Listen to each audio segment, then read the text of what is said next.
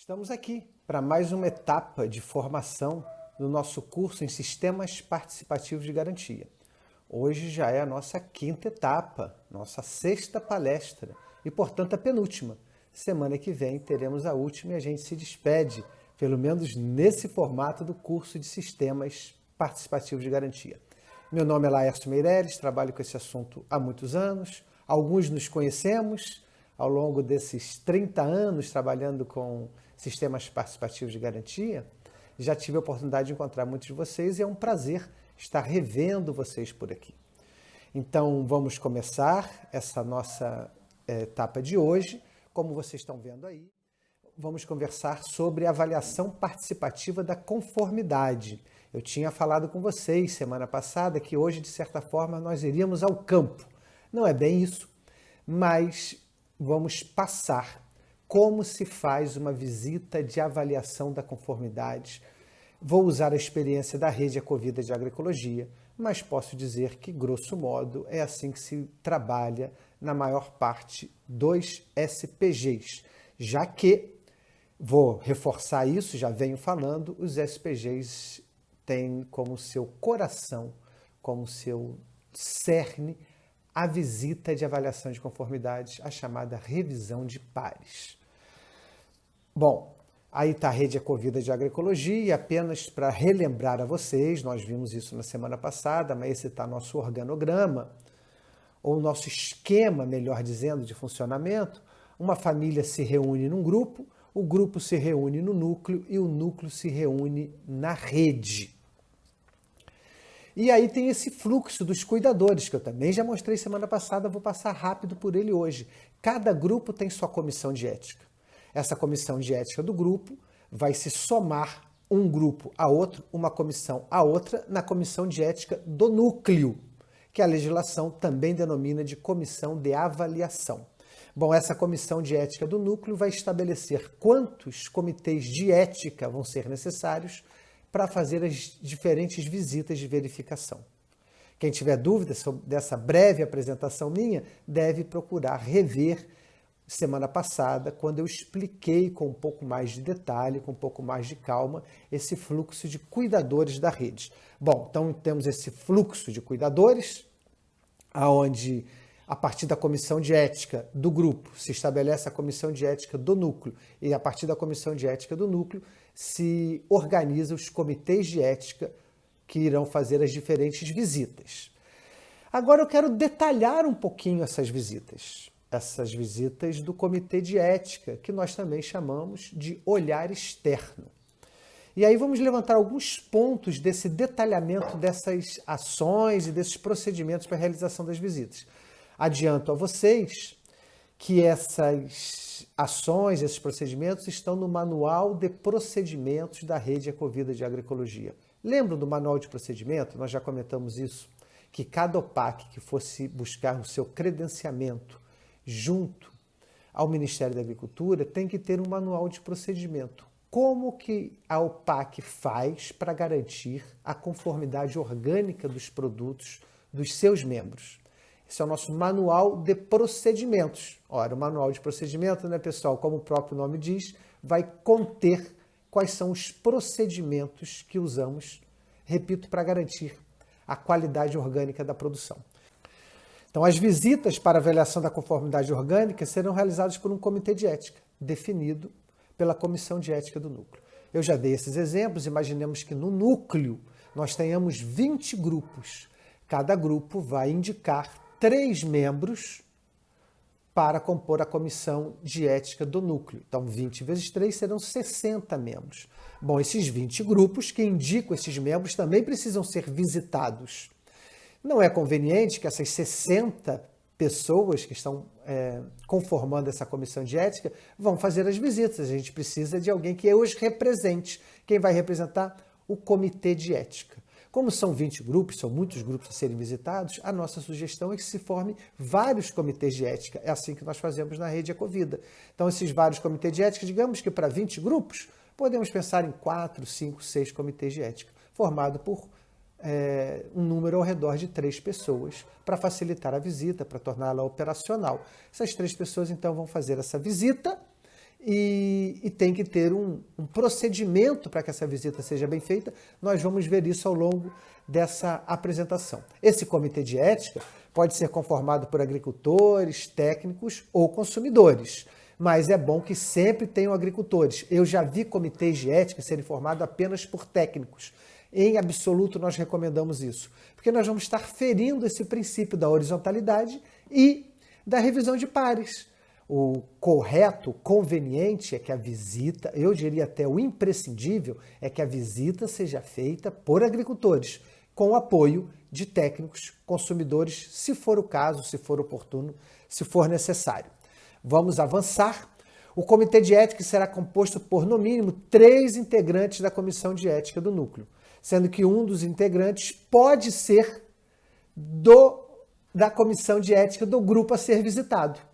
Então, nós vamos conformar esse grupo com 3 pessoas, esse comitê de ética, comitê de verificação. Bom, dessas 3, se achar por bem, uma delas pode ser um representante do grupo a ser visitado. Eu, particularmente, acho conveniente que assim seja, porque facilita a troca de informações, a troca de ideia. Todos os membros do comitê de ética devem ter sido indicados em seu grupo e núcleo e serem conhecedores das normas, tendo, portanto, capacidade para exercer essa função. É imprescindível que seja assim. Nós vamos fazer uma visita de avaliação da conformidade. Temos que ter passado por um processo de capacitação que nos capacite a fazer essa visita. Vou contar para vocês que quando surgiram os sistemas participativos de garantia, e eles não eram tão reconhecidos como são hoje, as certificadoras sempre argumentavam que precisava ser um técnico que fizesse a visita. Nosso contra-argumento sempre foi, que as visitas técnicas ou o conhecimento técnico não são condição apenas dos técnicos, que os agricultores também têm conhecimento técnico. Mas é verdade que nós devemos nos preocupar, os diferentes SPGs devem se preocupar de dar a essas famílias agricultoras a capacitação necessária para fazerem uma boa visita. Um dos temas principais dessa boa visita é esse que está aí. Quais insumos podem ser utilizados? Bom, para isso nós temos a Instrução Normativa 46, que foi depois atualizada pela 17, e temos, no caso da Rede Ecovida ou de qualquer uma outra OPAC, as normas técnicas da OPAC. Tem uma lista de insumos registrados, a gente pode acessar essa lista no próprio site do Ministério da Agricultura, e tem os insumos certificados, tem insumo que chega na nossa propriedade já com selo de uma certificadora, nesse caso poderia ser usado sem maiores dúvidas. Mas é importante saber disso. Eu sempre sugiro que nas OPACs que se iniciem, que estão iniciando o seu trabalho, bom, não só das que estão iniciando, a Rede Ecovida também tem, nós tenhamos um grupinho de WhatsApp com essa dúvida. Pode ou não pode? Porque é normal que a gente não saiba tudo, né? Por favor. Então esse grupo pode ajudar um com o conhecimento do outro. E esse produto aqui que chegou na minha propriedade? E esse produto que foi lançado vieram me oferecer? E esse tipo de insumo que eu faço na minha propriedade? Pode ou não pode? Eu acho que um grupo de WhatsApp, estou fazendo propaganda do WhatsApp aqui, mas fazer o quê, né? Assim que a sociedade está funcionando. Um grupo de WhatsApp pode ajudar muito a essa troca de dúvidas nesse assunto pode ou não pode.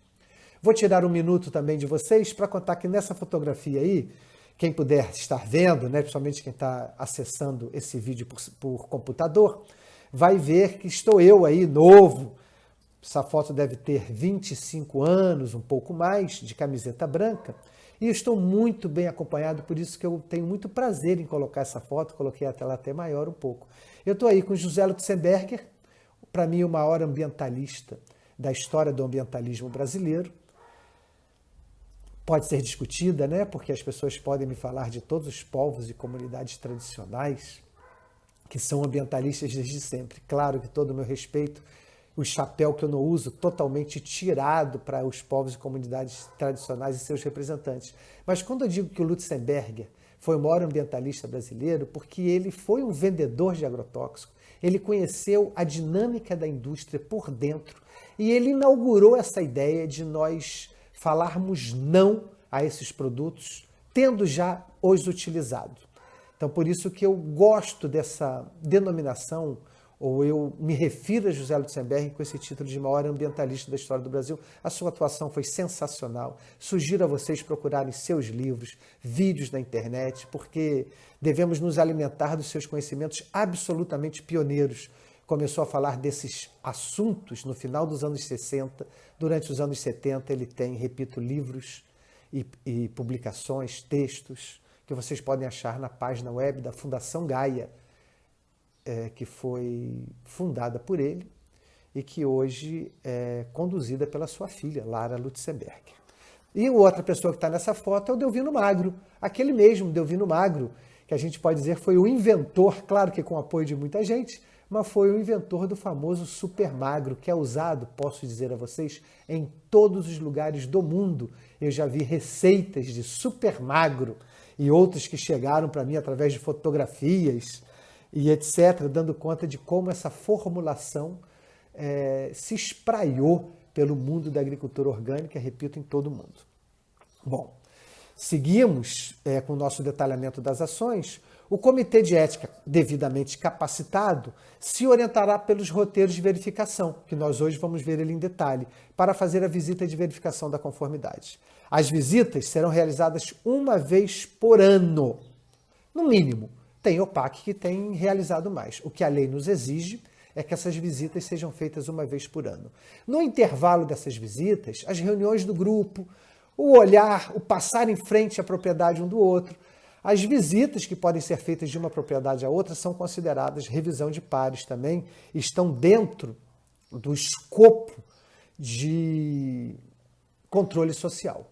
Então, a gente nunca deve esquecer que a verificação da conformidade não é feita apenas por essa visita da verificação da conformidade do Comitê de Ética, do Comitê de Verificação, mas é feita também pelo dia a dia desse grupo, através das suas reuniões, das visitas mútuas e do próprio natural olhar que existe em uma comunidade agrícola. Um detalhe importante é que nenhuma família pode receber o certificado sem ter sido visitada. Então, no caso de uma família nova, ela obrigatoriamente será visitada para poder atestar sua conformidade orgânica e receber seu certificado. No caso de renovação, pode ser usado aquele critério previsto na nossa lei da raiz quadrada. Vamos fazer a conta fácil? Se o grupo for de 9 pessoas, a amostra a ser visitada pode ser de apenas 3. Não esquecendo o detalhe, se é uma amostra, é representativo do grupo.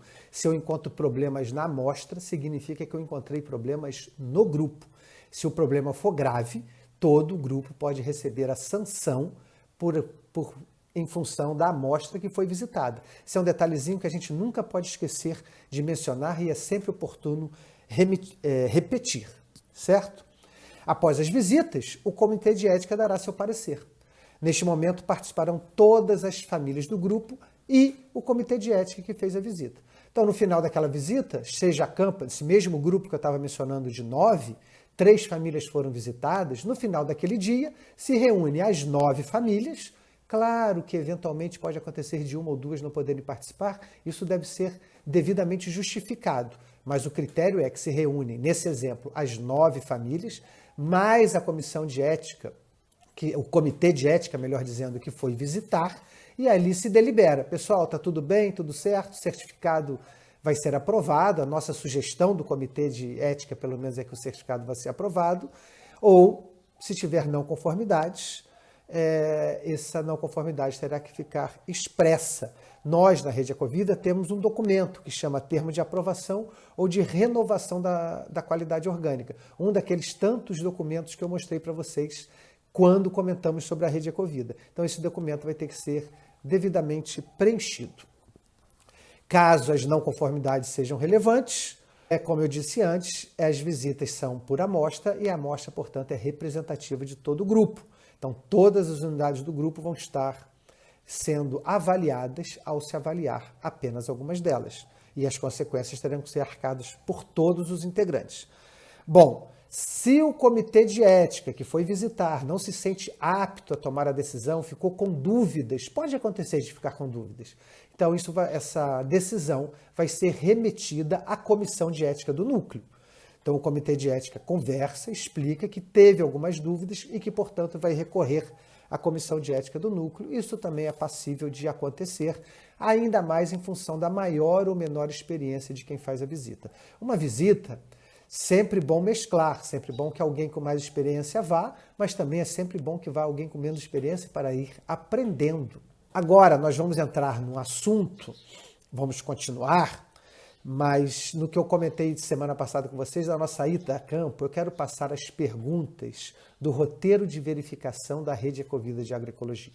Existem muitos roteiros de verificação pelo Brasil afora. Muitos deles foram inspirados no roteiro da rede, mas as pessoas já foram adaptando as suas realidades, as suas condições, e tem roteiros que eu considero até que são mais originais ou mais moderninhos que os roteiros da Rede Ecovida.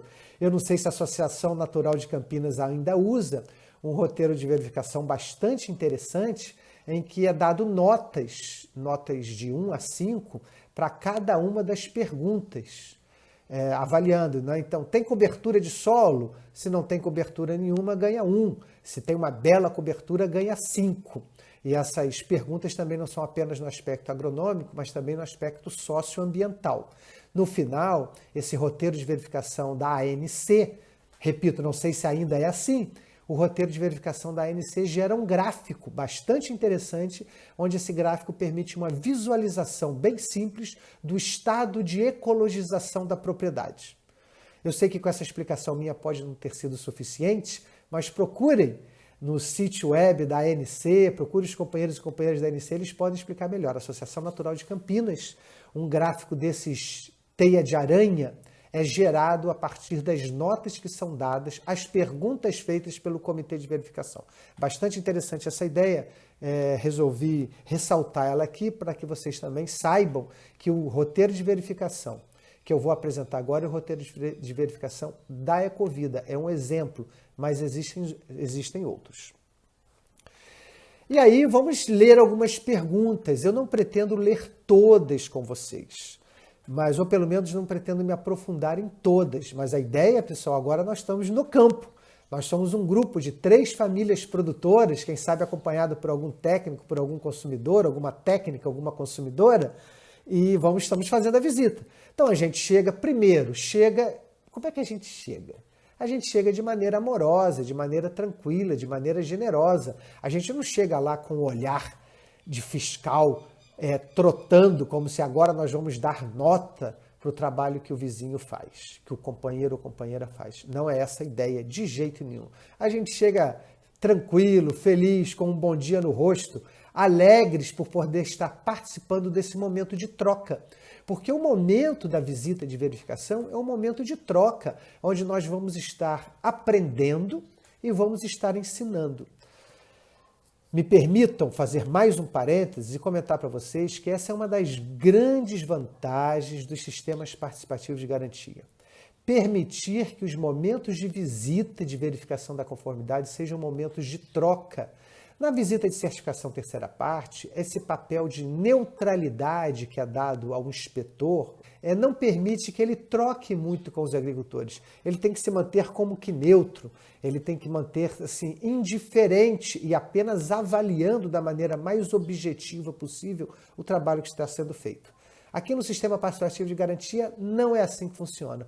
Nós estamos avaliando, mas não acreditamos nessa neutralidade. Então não nos propomos a sermos neutros e tampouco nos omitimos de dar sugestões se acharmos oportunas. Então, você está fazendo um manejo de solo assim, quem sabe se você fizesse assado, esse produto que você está pulverizando, além disso eu coloco aquele outro, para esse probleminha desse inseto, para esse probleminha desse fungo, eu tenho usado tal e qual produto. Maravilha, né? É um dia de aprendizado, é um dia de alegria, é um dia de troca de experiência. Esse é o clima de uma visita de verificação da conformidade. Quem recebe tem que estar recebendo com alegria, quem vai visitar tem que estar fazendo essa visita com alegria. Todas as considerações, principalmente aquelas considerações que forem mais negativas, porque pode acontecer, algum manejo que o comitê de verificação julgue que não está adequado, algum ensinamento que acha que tem que ser dado, todos esses conselhos, todas essas dicas, elas têm que estar sempre encapsuladas no amor.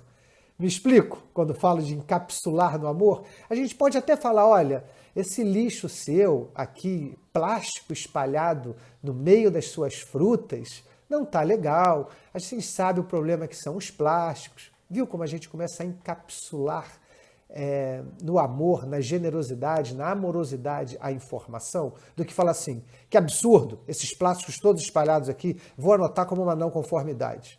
Pelo amor de Deus, não é assim que se faz uma visita de verificação entre pares, entre parceiras, entre companheiras e companheiros.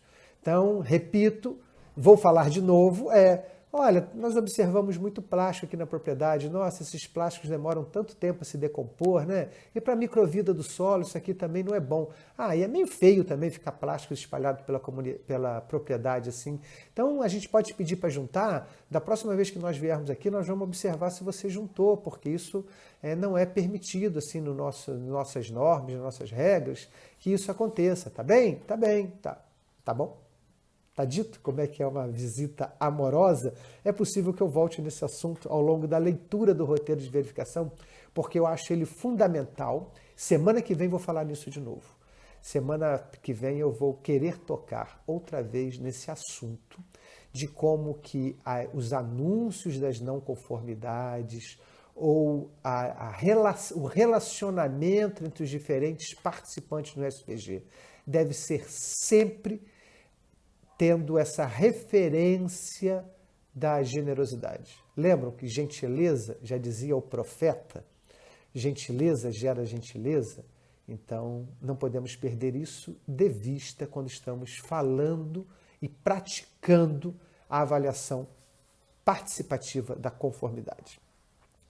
Primeira pergunta, a família participa das reuniões do seu grupo? A gente tem que saber disso da família. Como é que está a reunião do grupo? Vocês têm ido? É semanal? É mensal? Vamos dar uma olhada nisso nos livros de registro. Deve ter um livro de registro do grupo. Se está naquela unidade produtiva, melhor. Se não está naquela unidade produtiva, a gente vai querer saber onde é que ele está para a gente poder atestar, né? A gente tem que ter uma evidência que essa família, essa palavra evidência eu já usei e se usa muito, né?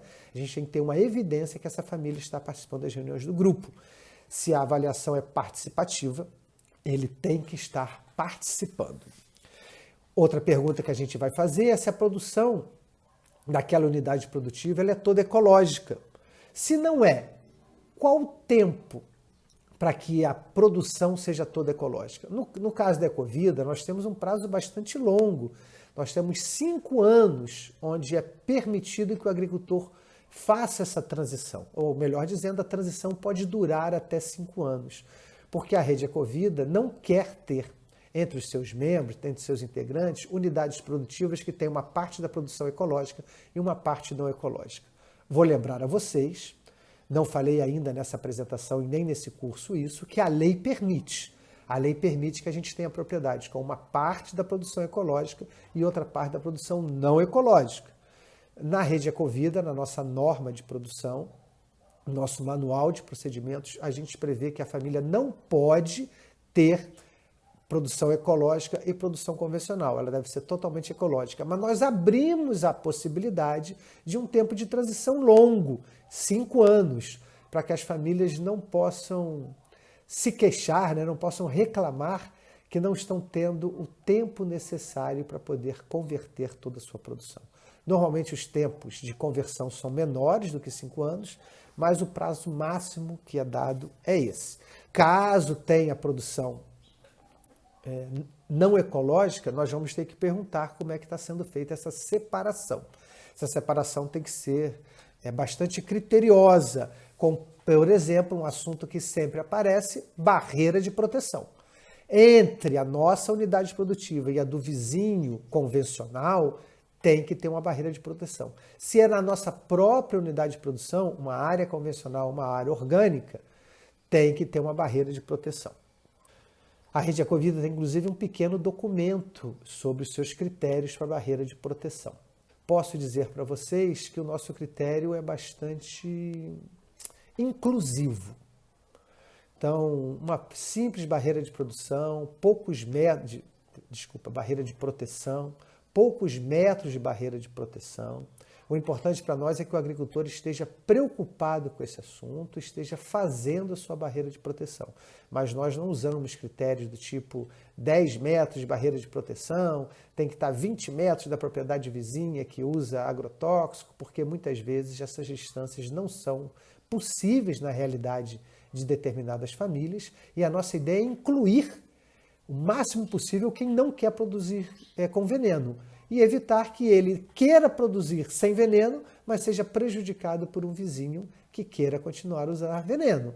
Se fosse assim, se nós não fôssemos abertos e inclusivos nesse procedimento, como é que nós vamos começar um trabalho numa determinada região, onde uma família, digamos numa região muito produtiva, com hortas e pomares, onde todo mundo usa veneno, uma família quer começar a mudar. Nós temos que dar apoio a essa família que quer começar a mudar e, por isso, temos que trabalhar com muito cuidado esse assunto das barreiras de proteção. Mas é uma exigência. Então, temos que negociar isso aí. É uma exigência, mas a gente pode cumprir essa exigência sendo o mais flexível possível no sentido de incluir ao máximo aquelas famílias que estão dispostas a entrar na agricultura orgânica.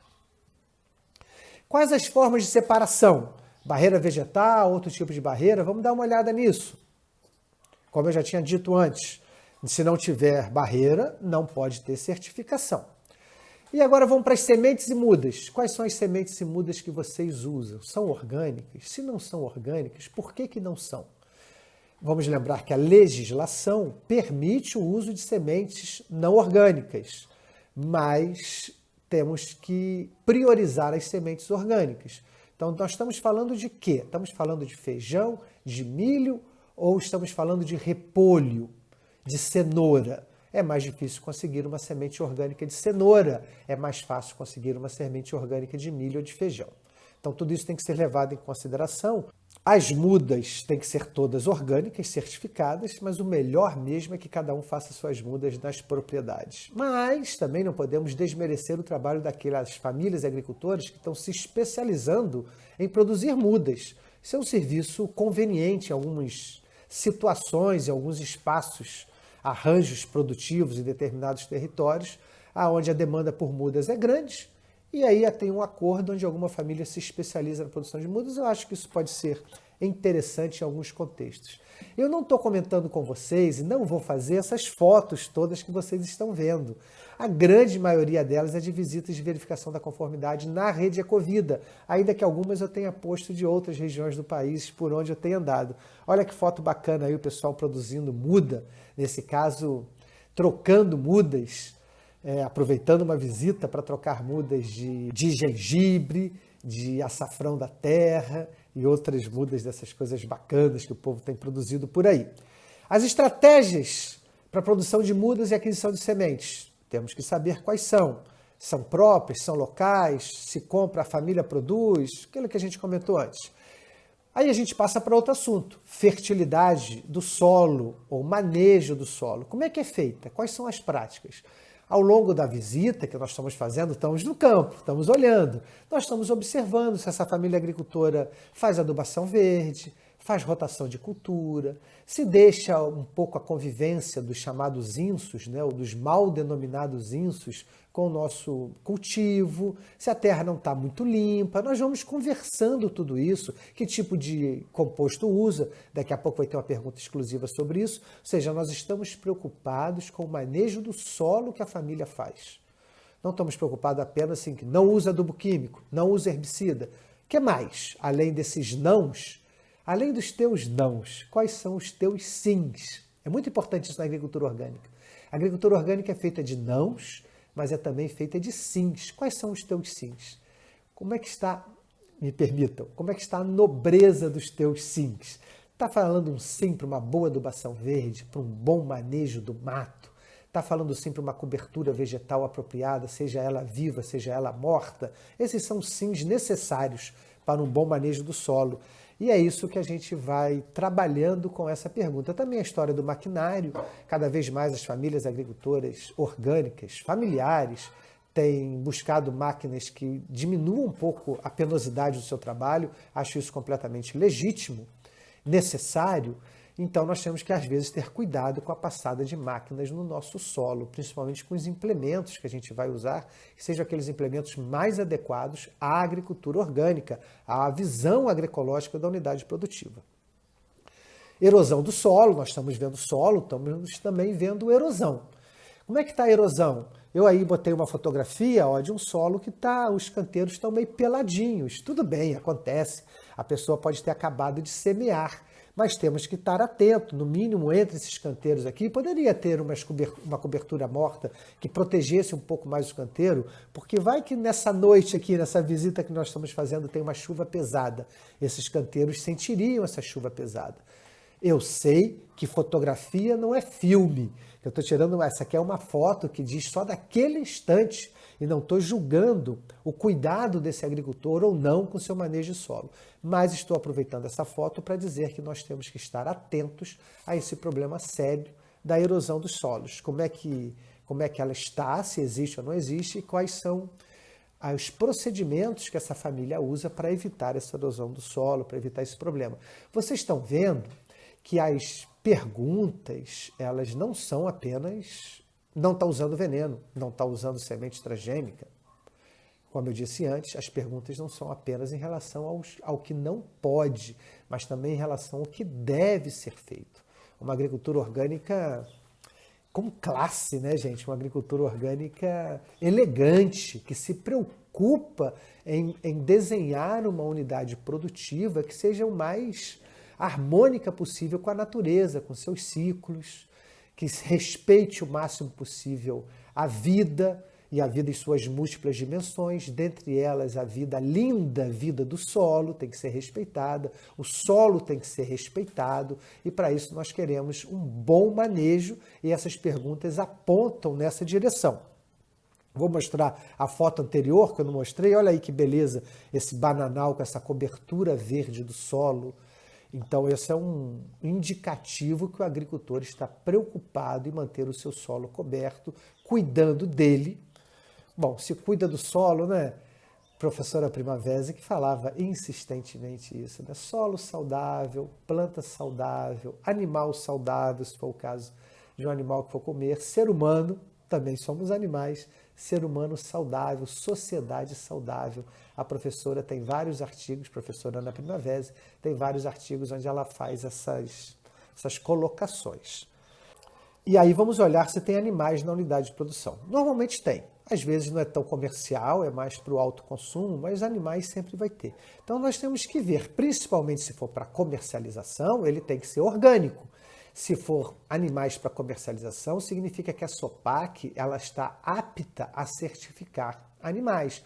Ela trabalha com o escopo da produção animal e, portanto, ela tem suas normas de produção animal.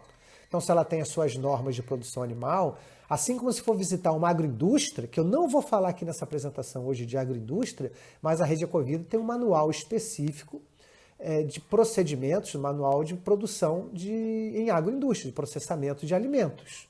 E tem inclusive um roteiro de verificação, que eu não vou trabalhar nesse curso, um roteiro de verificação específico para a agroindústria. Falei isso com vocês quando mostrei os documentos da Rede Ecovida. Então nós temos que ter também, todo mundo que vai trabalhar, toda OPAC que for trabalhar com escopo animal, vai ter que ter um manual de produção, as normas de produção, melhor dizendo, orgânicas, para os animais. Então, esses visitadores vão estar sabendo disso, vão estar sabendo dessas regras e vão ver se essa família está cumprindo essas regras para que a produção animal possa ser certificada. Um dos critérios óbvios é a alimentação. A alimentação é ecológica? Não é o único critério, mas é um critério bastante importante, que é a alimentação dos animais a serem comercializados, terem seus produtos comercializados como orgânicos, seja uma alimentação orgânica. Essa história do confinamento dos animais, vamos ver, são semi-confinados, esse confinamento, se for no caso de galinha, poedeira ou de corte, quantas por metro quadrado, tudo isso está na legislação, a gente tem que conhecer a lei, nós já falamos isso, temos que ser capacitados para poder fazermos visitas dessa natureza. Limpeza, higienização daquele ambiente onde os animais ficam, é feita de que forma? Está de acordo com o nosso manual de procedimento, ou melhor, para as nossas normas de produção do escopo animal, resíduos desses animais, como são tratados, para onde que vão, como é que eles são utilizados. Bom, aqui foi uma passada rápida, mas a Rede Ecovida não se caracteriza por ter uma grande produção de animais para abate ou para consumo de ovos orgânicos, mas temos experiências, não são poucas, ainda que predomine o escopo vegetal, mas no escopo animal nós temos experiências e então, como eu dizia, essas famílias que serão visitadas, nós procuramos que sejam visitadas por aquelas outras que já têm experiências nesse assunto. O uso do esterco nessa pergunta 14 aqui é bastante importante para onde é que vão os resíduos, se é compostado, se é fermentado, o que se faz, qual a destinação que se dá a ele. E com outro assunto, né, agora, proteção dos nossos cultivos. Como é que a gente protege nossas plantas? Muito comum nas famílias que estão há 10, 15, 20 anos produzindo organicamente, já não pulverizam nada. Esses depoimentos nós temos às centenas. Famílias que começaram a produzir. Deixa eu fazer propaganda aqui. Nos meus livros, eu não falei dos meus livros ainda nessas nossas etapas de formação. Eu tenho 2 livros chamados Vozes da Agricultura Ecológica. Um que está esgotado, estou em pleno processo de reedição dele, e o Voz da Agricultura Ecológica 2. Somando os 2 livros, são 35 histórias de famílias agricultoras ecologistas com as quais eu trabalhei ao longo dessas 30 e poucos anos de trabalho, algumas menos tempo, algumas dessas famílias que eu trabalho há mais de 30 anos, suas histórias no que diz respeito à transição para a agricultura ecológica estão relatadas nesse livro, por isso que chama Vozes da Agricultura Ecológica. Bom, essa breve propaganda do meu livro é para dizer, dos meus livros, é para dizer que muitas dessas histórias que estão nos livros, eu pergunto às famílias, o que vocês fazem com o que vocês pulverizam para poder manter essa sanidade das plantas de vocês, para não terem suas produções comprometidas por uma doença, por um inseto? E a maioria que está trabalhando há mais de 10 anos com esse assunto responde, não pulverizamos mais. Isso é lindo, né? Por que não pulveriza mais? Porque o solo já está em outro nível em termos de fertilidade, sua estrutura física, do seu dinamismo biológico. Também o próprio desenho da propriedade facilita com que apareçam os animais que se alimentam de animais. Tem um filme do Woody Allen, que o Woody Allen, um personagem lá do filme, fala assim, a natureza é um grande restaurante. E não é que a natureza é um grande restaurante? A galera está se alimentando o tempo inteiro. Se a gente desenha uma unidade produtiva em bases agroecológicas, esta galera que se alimenta uns dos outros o tempo inteiro vai estar em crescente crescimento. Tudo isso, esses equilíbrios internos da planta, teoria da trofobiose, isso eu também trabalho nos meus livros, o equilíbrio interno da planta e o equilíbrio ambiental, que também vai refletir no equilíbrio interno da planta, permite uma maior sanidade vegetal. Momento agronômico no curso de Sistemas Participativos de Garantia. Tudo isso tem a ver com a proteção dos cultivos, com essa pergunta 15. Quais as estratégias utilizadas para a manutenção da sanidade das espécies criadas ou cultivadas? Como é que você está cuidando dos seus animais? Homeopatia? Fitoterapia? Qual outra estratégia você usa? E as suas plantas? Biofertilizantes enriquecidos? Fitoterapia também, né? Caldos de plantas? Homeopatia, cada vez mais usada? Como é que você garante a sanidade das suas plantas, principalmente nos primeiros anos de opção pela agricultura orgânica? Bom, isso a gente vai perguntar, vai ficar sabendo, para garantir que nesse quesito esteja tudo bem. Porque é comum que as pessoas pulverizem, e é comum, principalmente nos primeiros anos, repito, e é comum que os vizinhos passem e falem assim, diz que é orgânico, está sempre com uma maquininha nas costas. Mas essa maquininha pode ser com produtos saudáveis, né? Daqueles que dá até para a gente respirar esses produtos. Máquinas e equipamentos. Bom, principalmente se aquela unidade produtiva tem também produção convencional, é bem importante esse assunto das máquinas e equipamentos.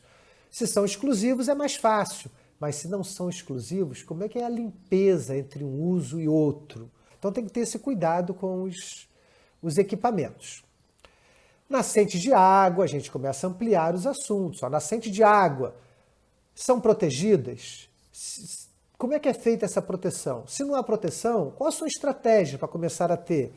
Temos que ter uma estratégia para poder cuidar das nossas águas. É uma não conformidade se as fontes não estão protegidas, mas não é uma não conformidade grave.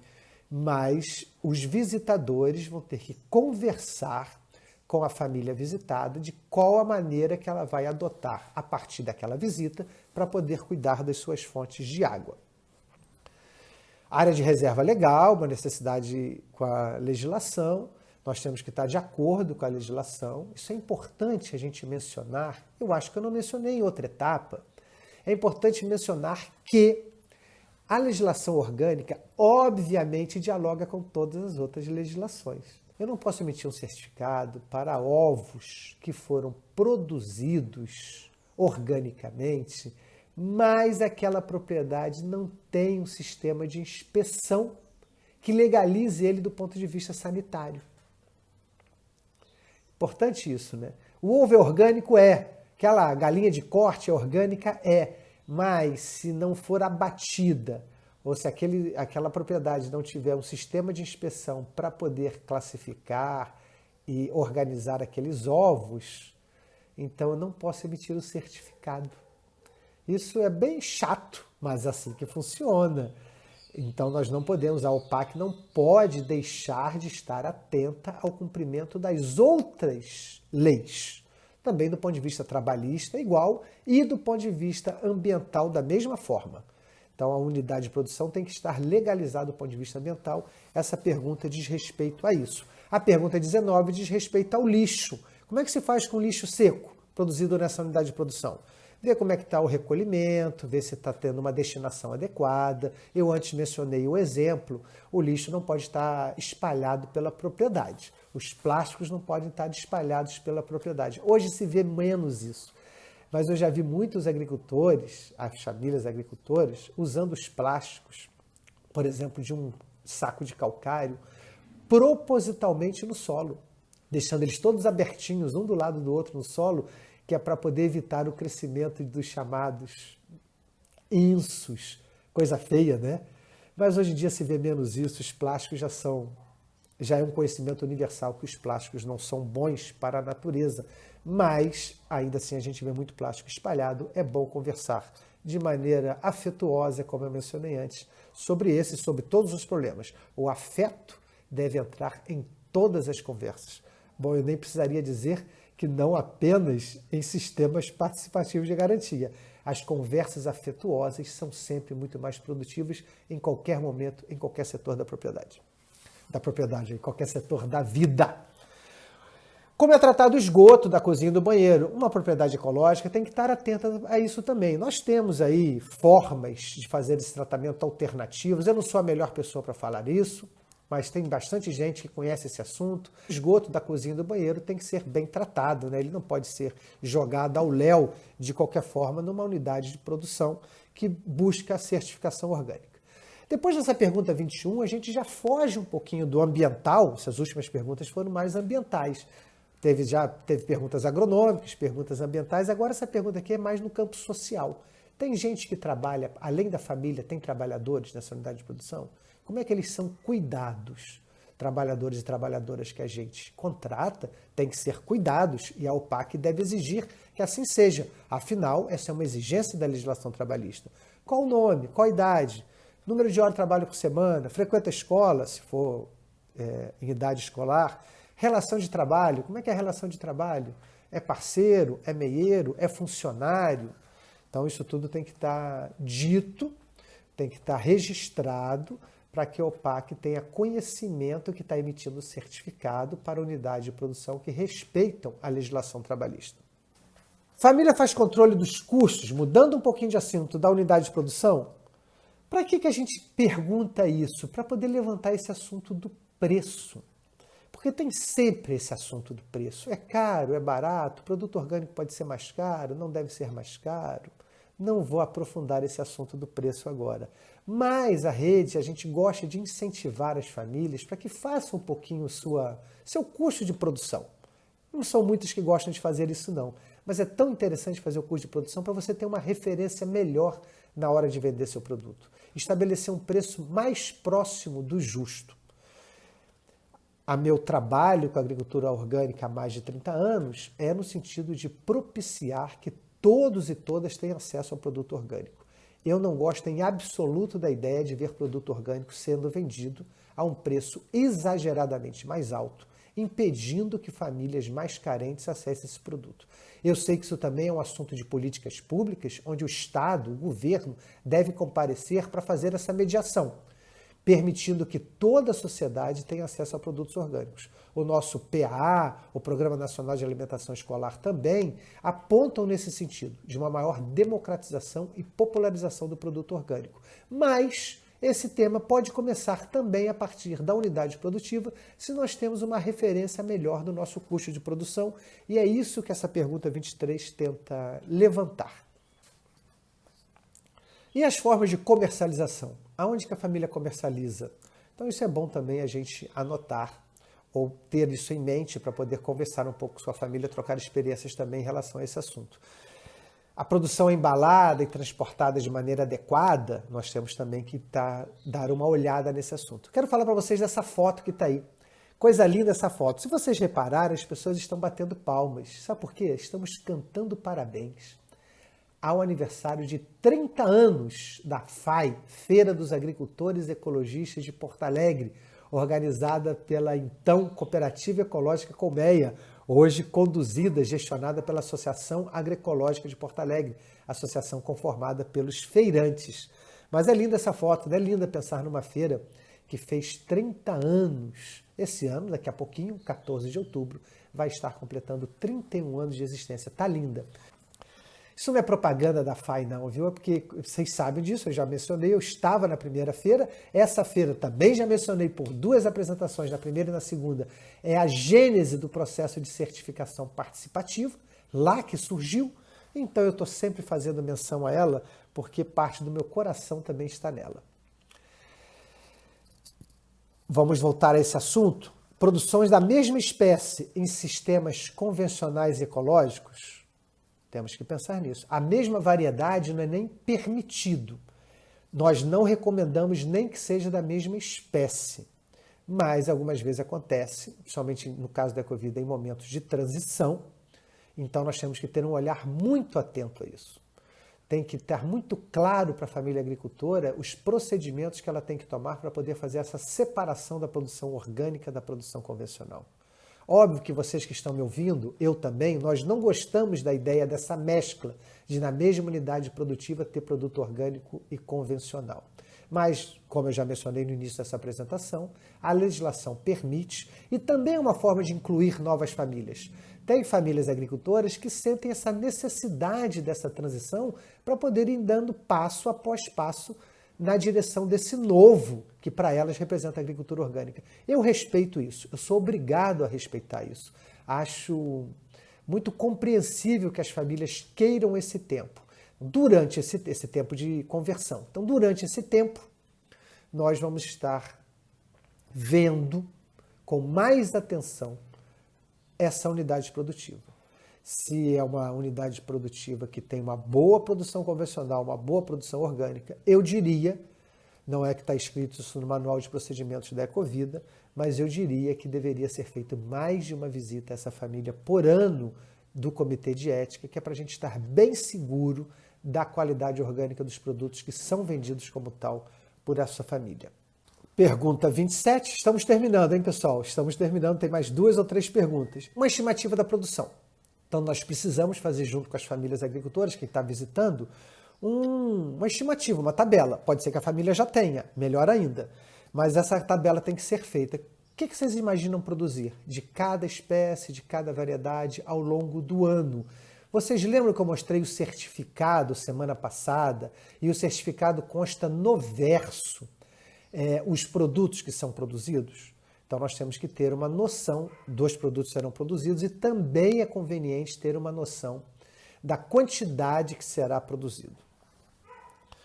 Para não ter o perigo de começar assim, a pessoa ver produzido lá só só 10 quilos de batata que vão ser semeadas e essa pessoa está vendendo batata o ano inteiro na feira, então temos que dar uma olhada nisso. Então por isso que é bom ter essa tabela para ter uma referência, de certa forma, uma garantia para quem produz e para quem consome. Se tem produtos convencionais na unidade de produção, armazenamento desses produtos. Outra vez, tem que ter muito critério em relação a isso. Repito, quem sabe é oportuno que essas propriedades tenham mais de uma visita por ano para a gente poder estar confiante em relação ao produto oriundo dessa propriedade.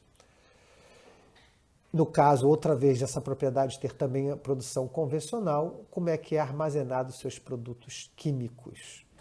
Olha, sempre que eu faço essa apresentação e falo que na rede Ecovida, na lei primeiro e na rede Ecovida, durante um processo de transição de 5 anos, é permitida a convivência de produção convencional com produção orgânica, gera muita polêmica, eu sei disso. Mas aqui eu sou obrigado a relatar para vocês como que as coisas funcionam, a verdade.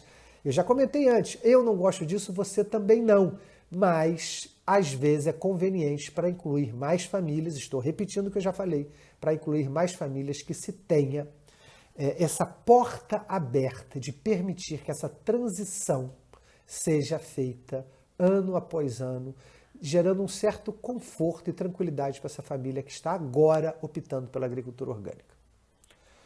Por último, vizinhos pulverizam? Como é que eles pulverizam? Como é que estão os nossos cuidados com a pulverização dos vizinhos em relação à nossa unidade produtiva? Temos que conversar, às vezes uma conversa com eles resolve isso, às vezes uma conversa não resolve, infelizmente, mas é bom a gente ter essa conversa para saber como é que é os vizinhos em relação ao uso de venenos.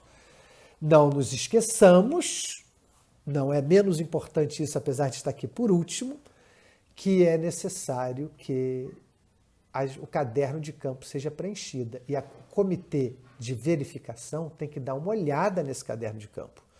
Eu poderia ter colocado isso lá no início, mas no roteiro de verificação da Rede Ecovida está assim como está agora. Eu já participei de visitas com outras OPACs, onde a primeira coisa que se pede é o caderno de campo.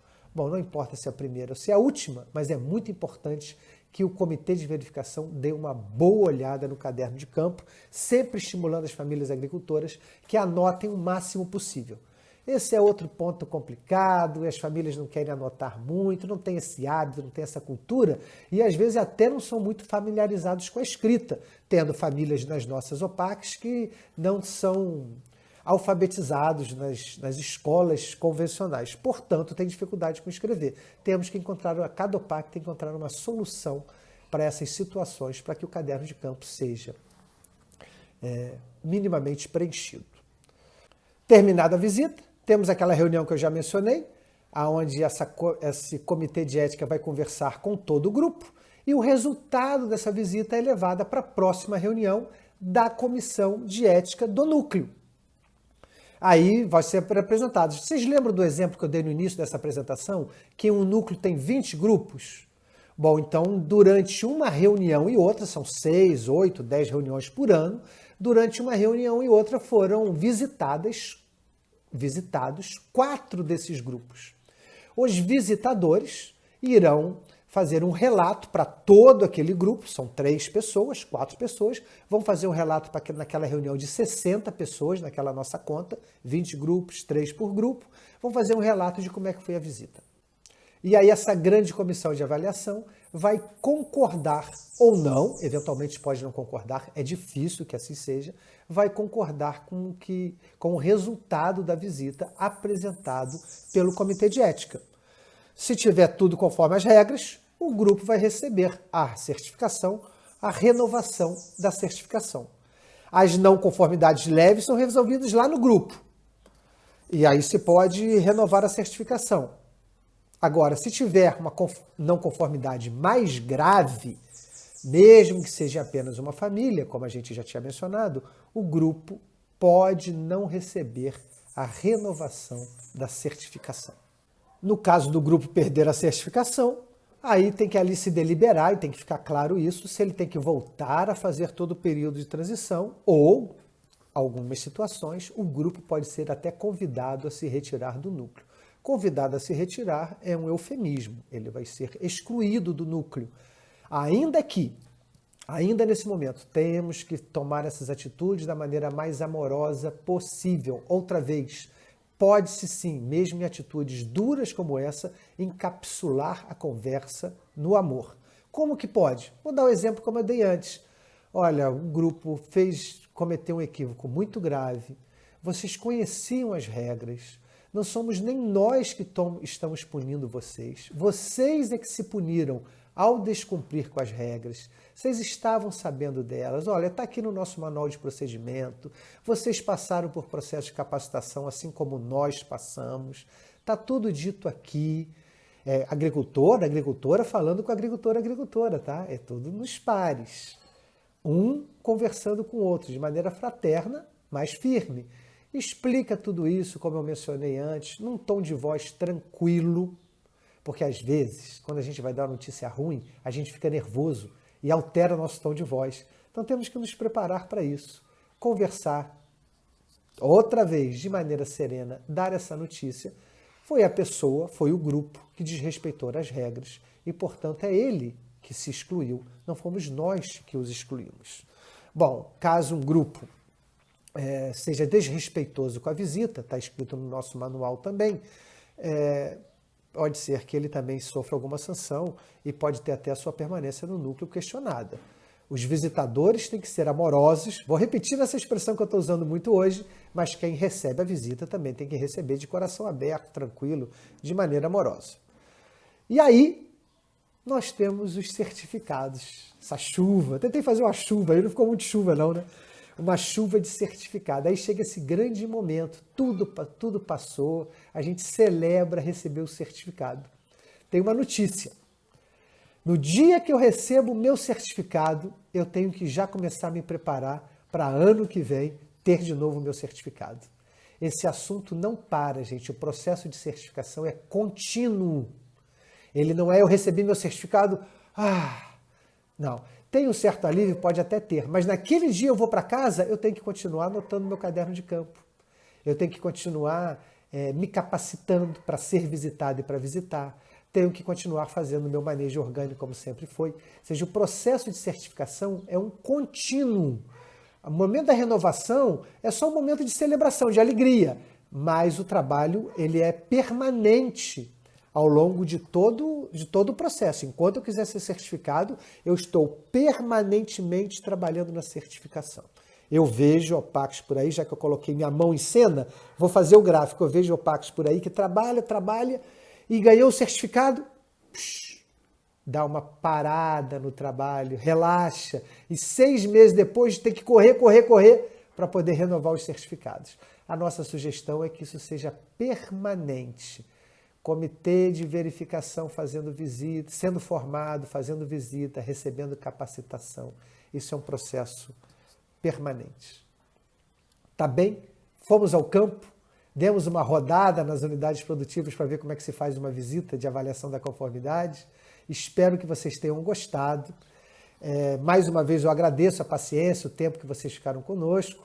Hoje é o penúltimo encontro, já mencionei isso, semana que vem é o último. Não chorem, deixem que só eu choro, porque não vou encontrar mais vocês a partir da semana que vem. Mas semana que vem estamos aí para mais uma boa conversa, como eu já havia anunciado, vai ser um final onde eu vou dar um panorama geral dos SPGs em outras partes do mundo, mas também quero fazer alguns últimos comentários sobre os sistemas participativos de garantia, algumas coisas que eu percebo que eu não mencionei nas etapas anteriores, nem hoje, eu vou mencionar semana que vem, tá bem?